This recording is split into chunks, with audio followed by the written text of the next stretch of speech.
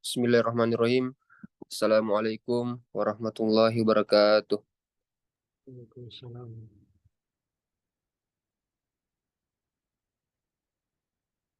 Eh, Alhamdulillah, alhamdulillahirabbil alamin. Bihi nasta'inu ala umuri dunya waddin. Wassalatu wassalamu ala asyrafil anbiya'i wal mursalin Sayyidina Muhammad wa ala alihi wa ashabihi ajma'in amma ba'du. Alhamdulillah, tidak henti-hentinya kita panjatkan rasa syukur kepada Allah Subhanahu wa taala karena kita masih diberikan umur oleh Allah Subhanahu wa taala untuk kembali bertemu di Zoom kali ini. Begitupun juga tak lupa kita salawat serta salam kepada baginda Rasulullah Muhammad Sallallahu Alaihi Wasallam. Allahumma salli wa sallim wa barik ala sayyidina Muhammad. Karena eh, beliau yang telah membawa umatnya dari zaman ke-8 menuju alam yang terang menderang seperti yang kita bisa rasakan sekarang ini. Baiklah, sebelum kita mulai, kami ucapkan terima kasih kepada Muslim Wahda Islamiyah dari Shopee yang telah mensponsori Zoom kita kali ini. Adapun tema kajian pada hari ini yaitu 8 pintu surga. Eh, Baiklah, langsung saja kita persilahkan dengan hormat, tempat waktu dipersilahkan.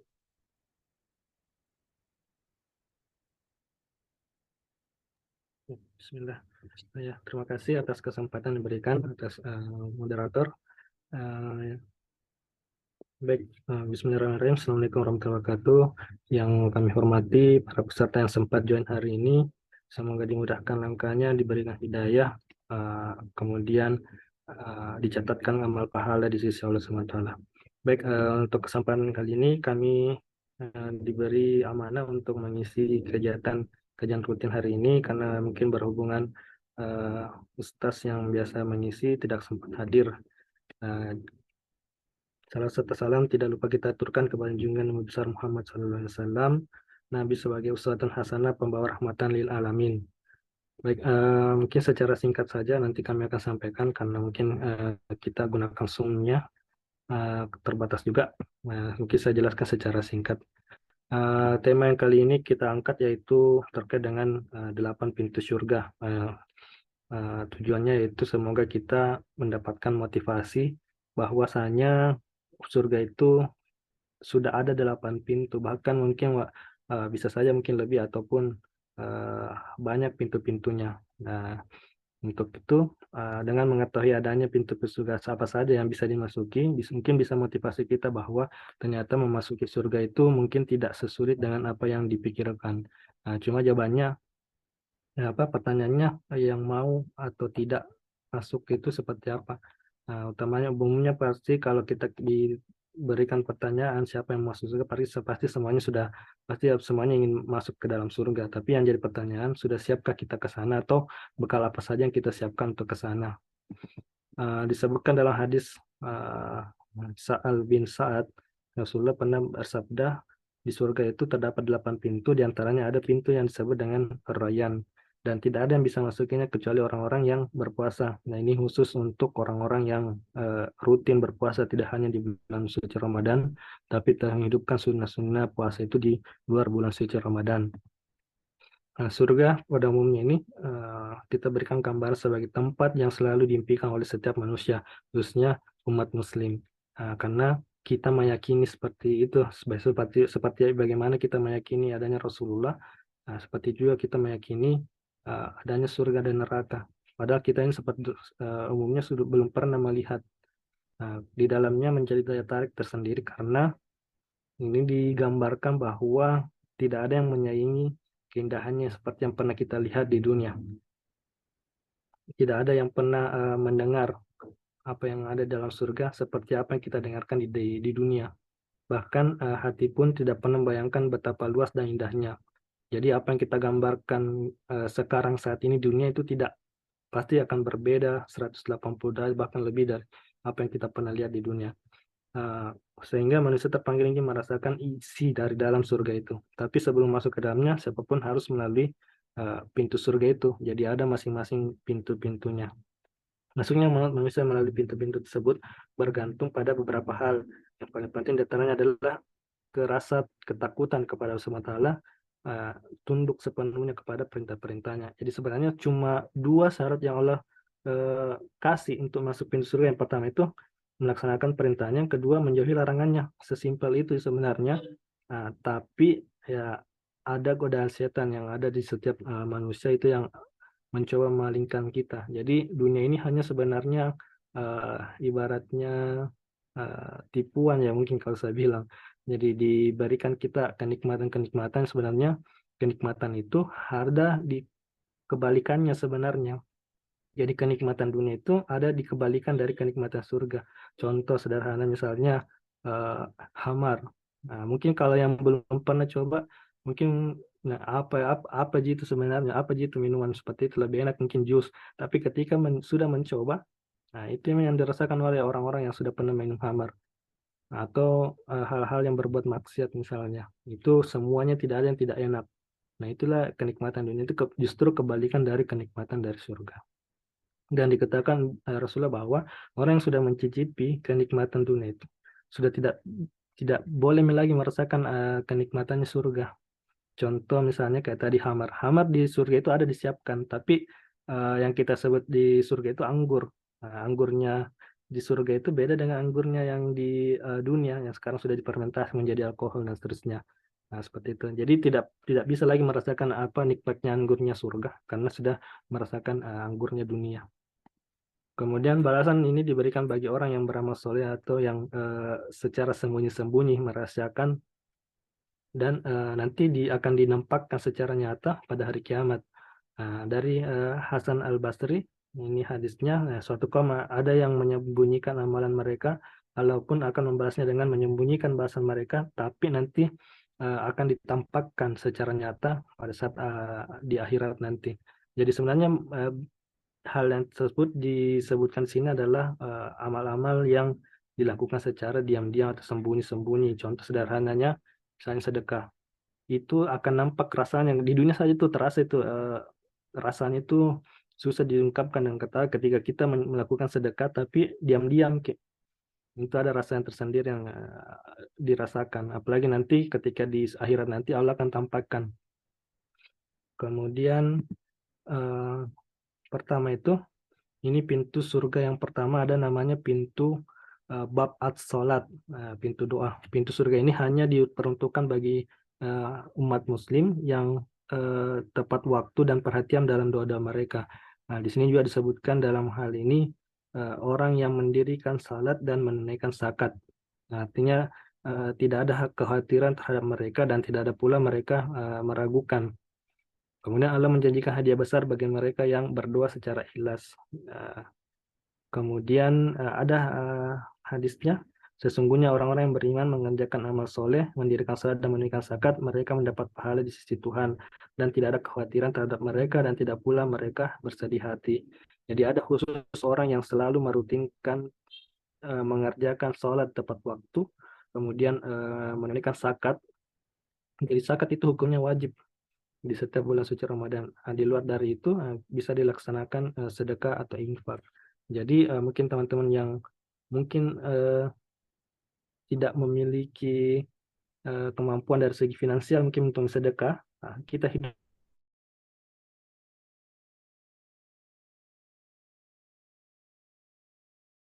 hidupkan di sisinya yang lain ini ada mbak dia salat sunat tahajud, duha dan seterusnya itu dihidupkan situ karena ada khusus orang-orang yang mengerjakan sholat. Kemudian yang kedua adalah pintu bab al-jihad. Jadi ini pintu yang diperuntukkan oleh umat-umat muslim yang berjihad di jalan Allah. Tentu kalau zamannya Rasulullah itu yang wafat dalam perang misalnya. Kalau zaman sekarang mungkin berjihad itu tidak hanya melalui perang saja, tapi bisa beramal. Misalnya ada saudara-saudara kita di Palestina, di Suriah, di Yaman. Nah, mungkin kita terbatas tidak bisa pergi ke sana dalam untuk berperang. Nah, kita bisa berjihad melalui finansial seperti itu. Eh, Hadisnya, barang siapa yang berinfak dengan sepasang hartanya di jalan Allah, ini yang saya bilang tadi, tidak hanya melalui perang, tapi bisa melalui harta, maka dia akan dipanggil oleh pintu surga. Jadi 8 pintu nanti ini teman-teman yang menurut kami yang kami baca beberapa hadis, eh, pintu inilah yang memanggil kita nanti, bukan kita yang eh, memilih. Nah, jadi ada pintu yang memanggil kita nanti. Bahkan disebutnya ada yang pernah saya baca juga, sahabat Rasulullah itu Abu Bakar As-Siddiq ke-88-nya memanggil 88 pintu surga ini, dia bebas memilih yang mana. Nah, pintu-pintu surga ini berkata, hai hamba Allah, inilah kebaikan, maka orang yang termasuk golongan ahli sholat, maka dia akan panggil dari pintu sholat yang tadi, yang pertama. Kemudian orang yang termasuk golongan ahli jihad akan dipanggil dari pintu jihad yang kedua ini. Dan orang yang termasuk golongan ahli puasa akan dipanggil dari pintu Ar-Rayyan. Dan orang yang termasuk golongan ahli sedekah akan dipanggil dari pintu sedekah. Nah, dari hadis ini menyebutkan bahwa pintu-pintu surga nanti yang akan memanggil kita, yang akan berbicara untuk memanggil kita nanti untuk masuk ke dalam pintunya. Soalnya kita akan salah satunya termasuk dalam golongan tersebut. Kemudian ketiga yang tadi disebutkan pintu Ar-Rayyan, ini mungkin yang banyak sudah dibahas oleh ustaz-ustaz atau penceramah di bulan suci Ramadan, ada namanya pintu Ar-Rayyan. Jadi di Firdaus nanti, surga Firdaus ada gerbang yang disebut Ar-Rayyan. Orang-orang yang memelaluinya ini adalah orang yang berpuasa dulunya dan akan masuk pada hari eh, dibangkitkan pada hari kebangkitan, dan tidak seorang pun kecuali mereka yang akan memasukinya. Akan dikatakan di mana mereka yang berpuasa, mereka akan bangun dan tidak ada yang akan masuk kecuali mereka. Nah, ketika mereka telah masuk, itu akan dikunci dan tidak ada orang lain yang akan masuk dan tidak ada orang lain yang akan keluar nanti dari pintu tersebut. Jadi bisa mungkin teman-teman bayangkan bagaimana pahala yang didapatkan nanti, dikumpulkan kita bersama orang-orang yang merutinkan berpuasa. Jadi bulan puasa ini tidak hanya dijadikan eh, berlalu begitu saja teman-teman, tapi dijadikan sebagai eh, sekolah. Nah, harapan kami setelah dari bulan puasa dilanjutkan lagi dengan puasa 6 hari bulan Syawal, dan mungkin di hari-hari lainnya bisa dirutinkan untuk puasa sunnah saja minimal, nah, Senin Kamis. Kemudian 4, bab pintu surga yang bab al-sadaqah. Jadi untuk orang-orang muslim yang gemar beramal soleh dalam bentuk sedekah, infak, atau zakat di jalan Allah. Nah, yang dimaksud dengan berinfak jalan Allah dalam hadis ini yaitu mencakup segala bentuk amal kebaikan, tidak hanya bersifat uang, tapi bisa mungkin dari segi tenaga, pikiran, dan seterusnya. Menolong seorang muslim untuk naik ke atas kendaraan, ini contoh misalnya mengangkat barang bawaan atau membantu orang tua menyeberang, memindahkan duri di jalan, dan seterusnya. Bahkan mungkin motivasi teman-teman, saya ingin sedikit share. Saya pernah bantu orang, tapi mungkin ini bukan bukan ria ya, mungkin saya mau motivasi teman-teman. Saya pernah bantu orang eh, kehabisan bensin di jalan. Saya bantu, tidak hanya saya bantu Tonda, saya bantu pergi belikan bensin. Nah, pernah suatu saat saya di posisi beliau. Di suatu saat itu saya kehabisan bensin. Itu tidak sampai saya dorong itu motor, tiba-tiba ada orang dari belakang yang mau Tonda. Dan tidak tahu saya ini datangnya dari mana. Selepas dari itu baru saya berpikir, oh ini mungkin balasan yang pernah saya berikan, saya pernah lakukan. Nah, ini yang mungkin saya hampir saat ini saya rutinkan ketika melihat orang ada yang butuh apa-apa. Saya mungkin karena kebiasaan itu otomatis tergugah hatinya untuk menolong seperti itu. Dan contoh sederhana sekali ketika teman-teman mungkin makan makan di tempat makan misalnya, sedekah yang paling sederhana saja ya kita rapikan kita rapikan itu piring-piring, tak mungkin itu salah satu sedekah yang mungkin tidak tidak kita rasakan. Kemudian demikian pula, nah, seorang muslim diberikan ganjaran pahala atas setiap bantuan dilakukan oleh saudara sesama muslim. Kemudian hak orang muslim antar muslim lainnya ada 6. Ditanyakan apa saja keenam tersebut. Nah, Rasulullah menjawab, jika engkau bertemu dengannya, engkau mengucapkan salam. Kemudian jika orang mengundangmu, maka engkau harus memenuhinya. Nah, kemudian ketiga, jika ia meminta nasihat, maka berikanlah nasihat kepadanya. Kemudian ia bersin, memuji Allah, maka doakanlah dia dengan ucapan ya harmukallah. Kemudian ketika sesama muslim kita sakit, maka kita diwajibkan untuk menjenguk dan terakhir ketika sesama muslim meninggal, kita wajib mengurus jenazahnya, baik itu sholat maupun sampai mengantarkan jenazahnya. Kelima, pintu surga tanpa hisab ada disebut pintu al-aiman. Nah, pintu surga ini diperuntukkan untuk orang-orang yang tabah dan dalam iman kepada Allah Subhanahu wa taala dan mempercayai atas segala keputusannya. Mereka bertawakal dan berserah diri dalam menjalani kehidupan yang merupakan pemenuhan atas takdir Allah. Nah, kadang orang itu mungkin dalam kondisi tidak mampu misalnya, itu biasanya bermacam-macam keluhan kepada Allah, kenapa saya diciptakan seperti ini, kenapa mereka lebih kaya daripada saya, dan seterusnya. Nah, ketika mereka diberikan kondisi tersebut, tapi dia mempercayai bahwa ini keputusan Allah yang paling baik, nah itu insya Allah ada ganjaran pintu surga khusus orang-orang yang seperti itu. Pintu orang yang bertawakal kepada Allah masuk ke dalam surga tanpa hisab dan tanpa siksa. Tentu dengan menjalankan perintah-perintah kewajiban yang diberikan kepada Allah. Nah, kemudian ini ditambah dengan sifat berserah diri dalam kondisi apapun. Contoh misalnya selain dari tadi, misalnya kondisi ekonomi.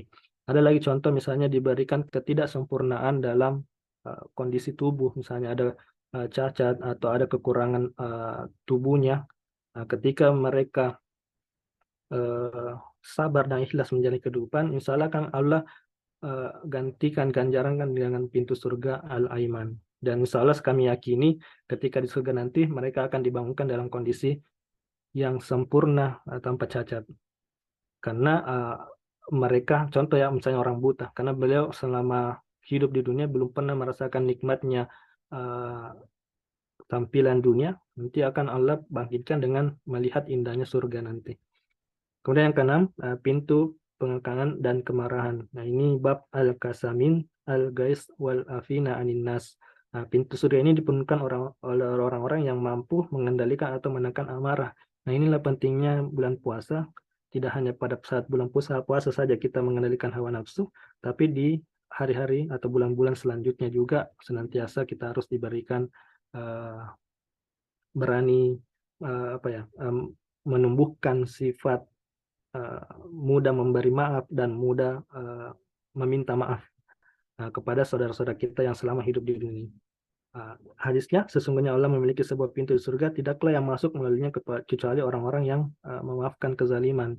Nah, pernah ada satu kisah, sahabat Rasulullah ini pernah disuruh berguru atau menginap di salah satu orang, mungkin kalau kita kenal sekarang orang-orang biasa, tidak terkenal. 3 hari beliau menginap di sana, tidak ada amalan-amalan khusus yang mereka lihat seperti dilakukan oleh Rasulullah, dan Rasulullah menyebutkan bahwa orang ini nanti akan masuk surga tanpa hisab.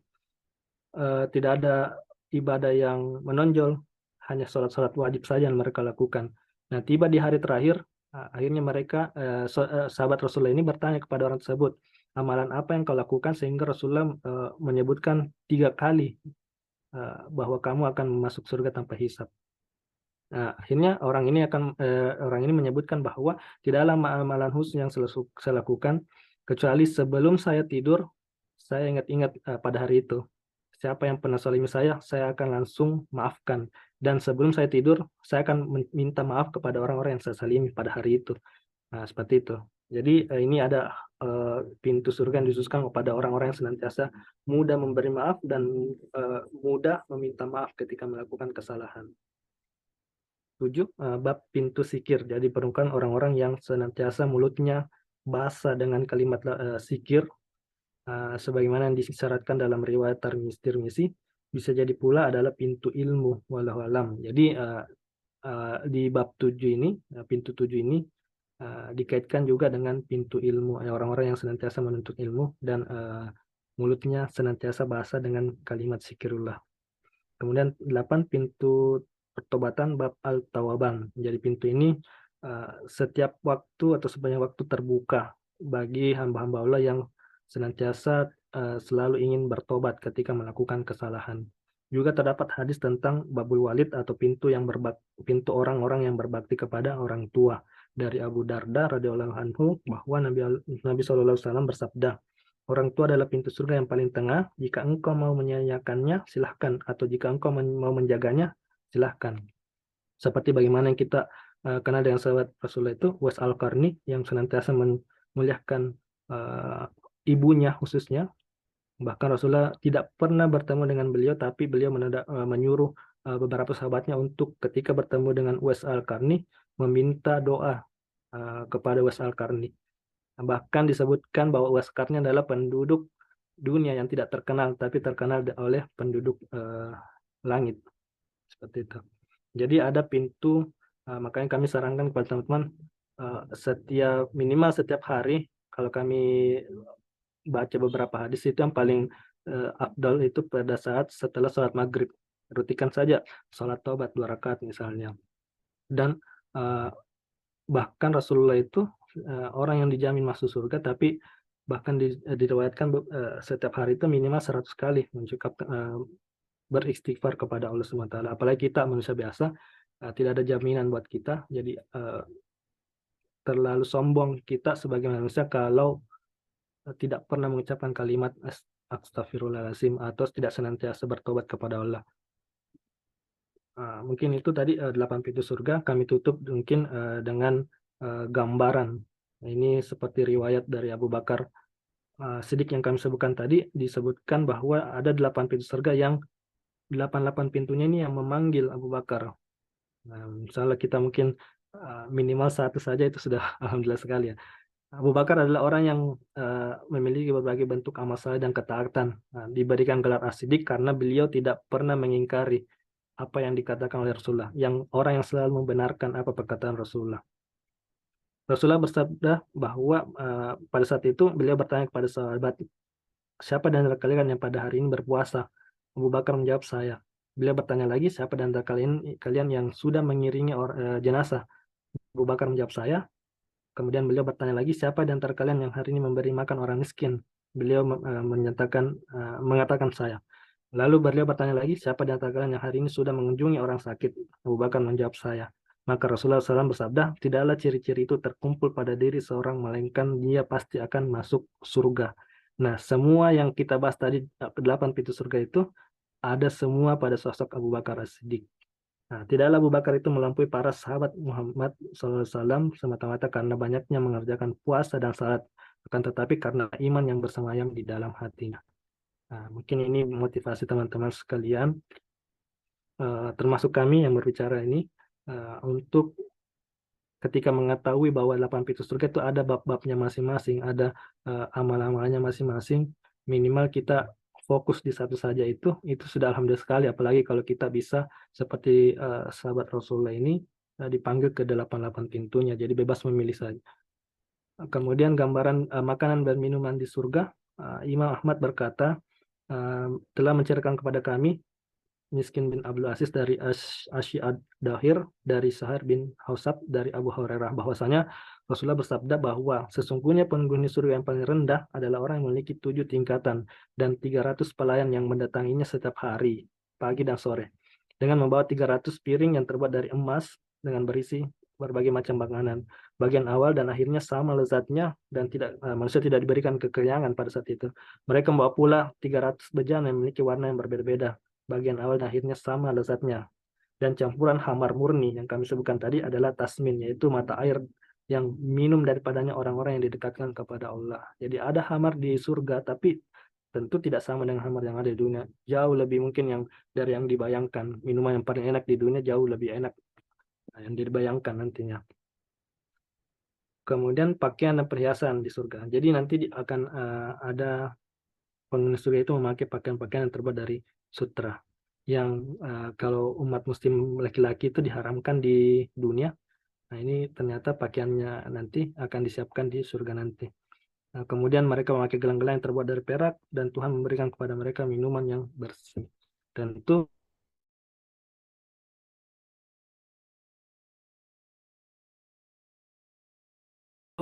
emas kemudian perak, bahwasanya diceritakan kepada Abu Haitsam Abu Said Hudri dari Nabi SAW bahwa sesungguhnya seorang di surga akan bertelakan selama 70 tahun sebelum ia bergerak, lalu istrinya datang kepadanya dan menentuk bahunya. Ia pun menandangi istrinya dan tampak olehnya mukanya di dahi istrinya lebih jelas daripada cermin. Asupnya jernih. Mungkin kalau sekarang itu glowing ya ceritanya. Dan sesungguhnya mutiara yang paling kecil yang dipakai istrinya dapat menerangi apa saja yang di antara timur dan barat. Lalu istrinya menyalami dan ia pun menjawab salam. Siapakah Anda? Istrinya menjawab, akulah tambahan. Dan aku sesungguhnya istri memakai 70 pakaian dan pakaian paling rendah sama seperti kaca. Pandangan menembus hingga ia dapat melihat sumsum istrinya itu dari balik pakaiannya. Dan dia pula memakai mahkota. Mutiara yang paling kecil pada mahkota itu dapat menerangi apa yang di antara timur dan barat. Nah, ini mungkin uh, diriwayatkan beberapa hadis bahwa pasangan kita itu adalah pasangan istri kita yang paling terakhir. Misalnya istri kita meninggal, wafat, kemudian kita menikah lagi, yang terakhir itulah menjadi pasangan kita nanti di surga. Walau alam, yang jelas ada nanti disiapkan kita masing-masing itu pasangan dari bidadari-bidadari yang tentu tidak seperti apa yang dibayangkan wanita paling cantik di dunia seperti ini. Oh ya, ini terakhir wanita di surga itu diceritakan kepada kami bahwa uh, doakanlah aku agar masuk surga, maka Rasulullah bersabda, sesungguhnya surga tidak akan dimasuki oleh nenek-nenek, karena nanti kita akan semua dibangunkan dalam kondisi muda. Kemudian setelah itu Rasulullah pergi untuk menunaikan salat. Beliau pergi ke tempat Aisyah, maka Aisyah bertanya, wanita tadi telah menemukan kesusahan akibat perkataan Rasulullah. Demikianlah keadaan sesungguhnya apabila Allah masukkan mereka ke dalam surga, niscaya akan diubah menjadi perawan. Dan di dalam surga itu ada bidadari-bidadari yang bermata jeli, laksana mutiara yang tersimpan baik.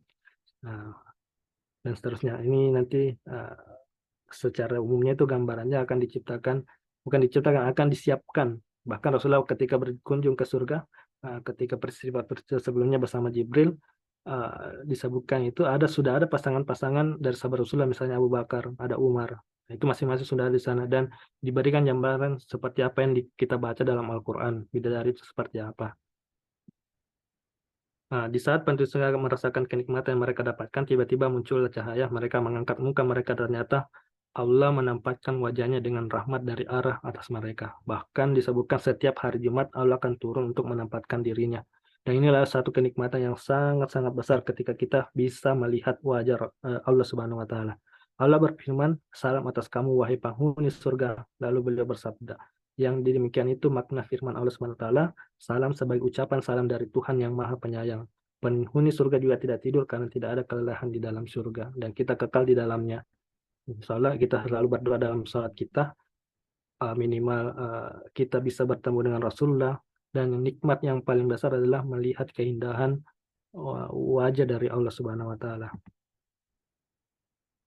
Mungkin masih panjang ini, mungkin keterbatasan waktu juga. Ini hanya gambaran terkait dengan bagaimana isi-isi dari surga untuk memberikan gambaran kepada kita bahwa nikmat surga itu jauh lebih indah daripada nikmatnya dunia yang kita rasakan sekarang. Bahkan yang saya sebutkan itu sebagai tadi di awal sebagai tipuan saja, dan kita tidak kekal di sini. Yang kekal nanti adalah kehidupan di surga. Jangan sampai kita menyesal kenapa saya tidak melakukan ini dari dulu. Saya mau tutup kajian ini dengan satu cerita ya, riwayat yang ada sahabat Rasulullah itu ketika beliau mau wafat, Rasulullah tidak menyadari bahwa beliau tidak pernah datang ke masjid. Nah, beliau sering sekali tidak melepaskan salat sunnah dan salat wajibnya di masjid. Ketika saat itu Rasulullah melihat mungkin 2-3 hari baru Rasulullah menyadari bahwa oh kenapa si Fulan saya tidak pernah melihat beliau ada di masjid. Ternyata beliau kan orangnya ketika ada sahabat yang seperti itu pasti akan mencari tahu, mungkin sakit atau apa. Beliau bertanya di mana rumah sahabat tersebut. Dan baru Rasulullah menyadari bahwa jarak dari rumah si Fulan ini, sahabat Rasulullah ini, dengan masjid itu berpuluh-puluh kilometer jaraknya yang ditempuh. Nah, ketika sampai di rumah ternyata baru disampaikan oleh istrinya bahwa si Fulan sudah meninggal 2 hari yang lalu. Hanya istrinya ini menyebutkan bahwa sebelum sahabat Rasul ini meninggal, beliau mengucapkan ada 3 hal. Yang pertama itu kenapa tidak lebih jauh. Kemudian kedua, kenapa tidak lebih banyak. Kenapa tidak lebih bagus. Yang ketiga, kenapa tidak lebih banyak. Nah, dari sini Rasulullah menjelaskan bahwa ketika yang pertama itu beliau berteriak kenapa tidak lebih jauh, ternyata jarak dari masjid dan ke rumahnya itu memang cukup jauh. beliau dinampakkan pahala-pahala sebelum beliau meninggal, bahwa pahalanya jauh lebih besar ketika kita menempuh jarak yang lebih jauh menuju ke rumah Allah misalnya. Yang kedua, kenapa tidak lebih bagus? Ternyata sahabat Rasulullah ini ketika berangkat ke masjid itu selalu memakai pakaian-pakaian terbaiknya.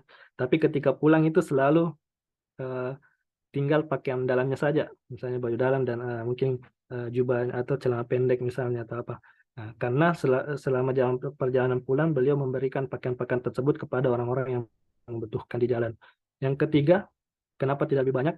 Karena sahabat Rasul ini selalu menyumbangkan hartanya. Ketika berangkat ke masjid selalu membawa sebanyak-banyaknya uang. Kemudian ketika pulang dia selalu menghabiskan uangnya jalan. Ya. Dengan pahala sedekah itu diperlihatkan bahwa pahala sedekah itu jauh lebih besar ditampakkan. Nah, makanya beliau ketika mau meninggal itu mengucapkan, kenapa saya tidak menyumbangkan, tidak memberikan sedekah lebih banyak dari apa yang pernah saya bawa, selalu saya bawa. Nah, mungkin itu dari kami. Mungkin motivasi buat teman-teman, terutama untuk yang pembicara hari ini. Semoga bulan puasa ini kita mendapatkan sertifikat, tinggal beberapa hari lagi, sisa 4 hari mungkin, insya Allah kita ikut pemerintah. Semoga mendapatkan sertifikat la'allakum tattaqun, menjadi orang-orang yang bertakwa kepada Allah Subhanahu wa taala, dipanjangkan umur kita, diberkahi sisa umur kita, dan tentunya kita berharap bahwa dipertemukan dengan bulan puasa bulan Ramadan tahun depan. Mungkin itu dari kami, karena cukup waktunya. Kami tutup. Subhanaka bihamdihi asyhadu an la ilaha illa anta astaghfiruka wa atubu ilaik. Kami kembalikan ke moderator. Terima kasih.